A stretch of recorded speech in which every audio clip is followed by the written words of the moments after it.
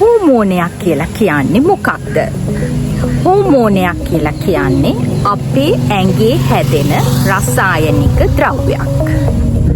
මේ රසායනික ද්‍රව්‍ය හෝමෝන ශ්‍රාවය කරන ග්‍රන්ථි වලින් නිපද වෙලා ලේ වලට එකතු වෙනවා. මේ හෝමෝන ශ්‍රාවය කරන ග්‍රන්ථි නිර්නාල ග්‍රන්ථි විදිහටත් හඳුන්වනවා. ඒකට හේතුව තමයි මේ හෝමෝන ශ්‍රාවය කරන ග්‍රන්ථිවල නාල නැහැ. එතකොට ඒ ග්‍රන්ථියෙන් කෙලින්ම ලේ වලට තමයි හෝමෝනය ශ්‍රාවය වෙන්නේ. එතකොට එහෙම ලේ වලට එකතු වෙන හෝමෝනය වෙනත් ස්ථානයක ගිහිල්ලා වැඩ කරන්න පටන් ගන්නවා. අපි දන්නවා අපේ ඇඟේ හෝමෝන ශ්‍රාවය කරන ග්‍රන්ථි කිහිපයක්ම තිබෙනවා. උදාහරණයක් විදිහට අග්න්‍යාශය, තයිරොයිඩ් ග්‍රන්ථිය, පිටියුටරි ග්‍රන්ථිය, අධිවෘක්ක ග්‍රන්ථි, ඒ වගේම වෘෂණ කෝෂ සහ ඩිම්බ කෝෂත් අපේ හෝමෝන ශ්‍රාවය කරන ග්‍රන්ථි විදිහට අඳුන ගන්න පුළුවන්.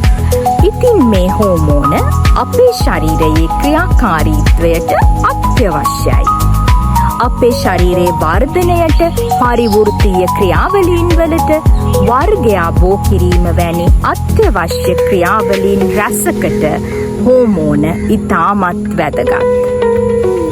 අනිත් හැම දෙයක්ම වගේ හෝමෝනත් තියෙන්න ඕනේ යම්කිසි ප්‍රශස්ත පරාසයක් තුල. ඉතින් හෝමෝන ශ්‍රාවය වීම වැඩිවීමත් ප්‍රශ්නයක්, රෝගයක්.